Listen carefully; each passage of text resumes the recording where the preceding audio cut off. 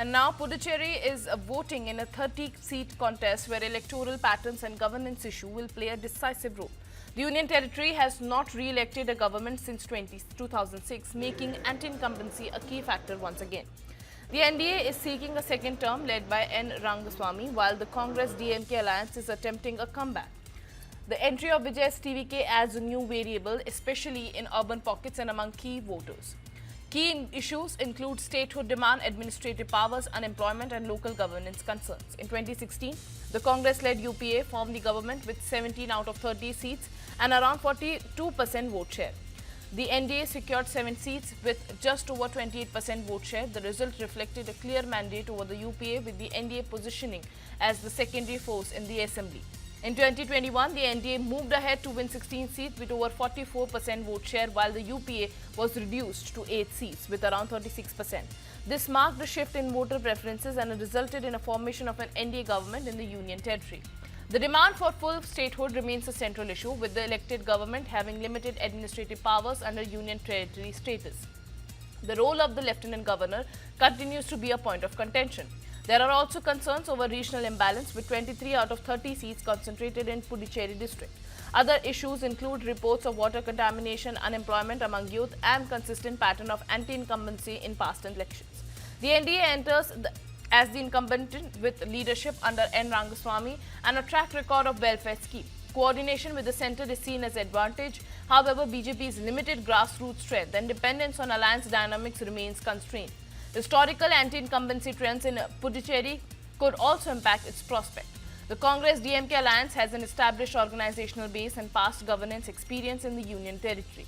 It is relying on anti-incumbency and traditional support bases. At the same time, seat-sharing issues and coordination challenges could affect its performance on the ground. TVK, led by Vijay, is contesting with a significant public visibility and crowd mobilization. However, the party lacks proper electoral experience, a strong booth-level structure and a detailed policy framework.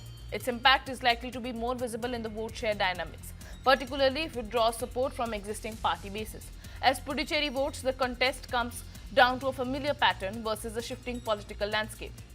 The NDA is attempting to retain power in a union territory known for changing governments every election, while the Congress-DMK alliance is relying on that very trend to stage a comeback. The entry of TVK adds an additional variable that could influence vote share across key constituencies, with issues like statehood, governance control and unemployment in focus. The outcome will depend on how voters balance continuity with change.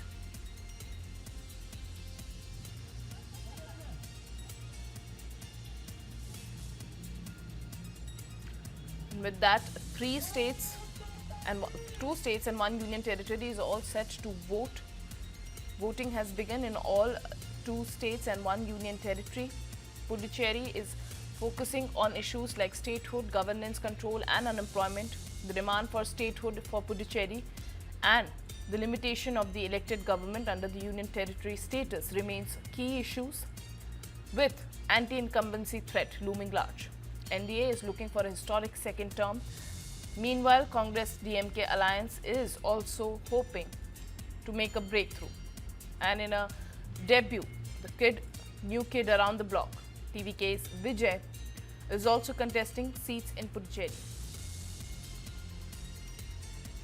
The role of Lieutenant Governor and the statehood status of the Union Territory remains key issues for Puducherry.